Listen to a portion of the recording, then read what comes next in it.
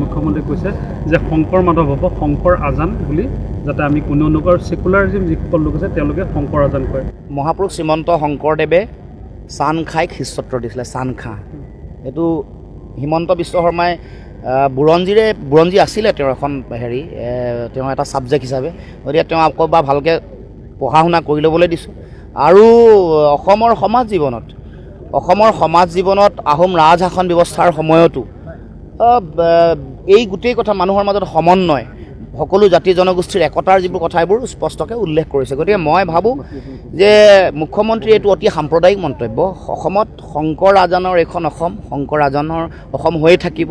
শংকৰ মাধৱ আজান ফকীৰ সকলোৱে মিলি আমি সমন্বয়েৰে আছোঁ আৰু থাকিম। অচিনাকি মানুহৰ বোজা যদি দিছে সেইটো হিমন্ত বিশ্ব শৰ্মাই দিছে। 53 বছৰ বিদেশী বোজা 2024 চনৰ 31 ডিচেম্বৰলৈকে অচিনাকি মানুহৰ বোজা কোনে দিছে?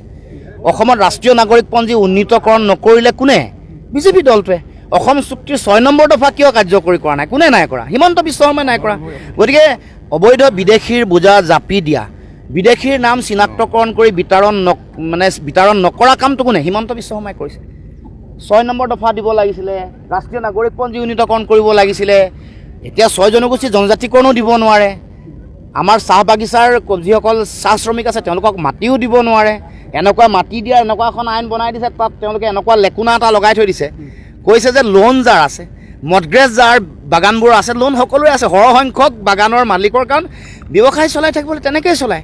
সকলো বাগানৰ মালিকৰে সৰহভাগৰে 80%তকৈ বেছি মানুহৰ লোন আছে বা মডগ্ৰেজ আছে। গতিকে তেওঁলোকে মাটি দিব নোৱাৰিব, 80% তেনেকৈ গ'ল। আৰু এটা ক্লজত লগাই দিছে, তাত কৈছে যে পাৱাৰ অফ এটৰ্নি যদি সেইজন মানুহৰ বেলেগৰ নামত আছে, তেওঁৰ নামলৈ অহা নাই, তেতিয়াও তেওঁলোকে তেনেকুৱা আকৌ 15% ধৰি লওক, 80% 15%, 95% তেনেকুৱা বাগানত মাটি দিবই নোৱাৰে।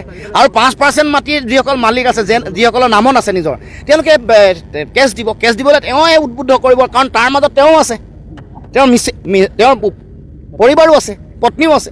গতিকে এইটো চাহ বাগিচাৰ ৰাইজক পুনৰ ৰামঠগন দিব বিচাৰিছে। যেনেকৈ 6 জনগোষ্ঠী মানুহক এইটো ললিপপ হিচাপে ব্যৱহাৰ কৰিছে। গতিকে এই ললিপপৰ ৰাজনীতি এবাৰ নচলে। পুৰণা যিখন তেওঁলোকৰ কেছেট, নতুন বটলত পুৰণা বস্তুকে তেওঁলোকে ভৰাইছে। এইটো মানুহে গ্ৰহণ নকৰে, মানুহে ধৰা পৰিছে।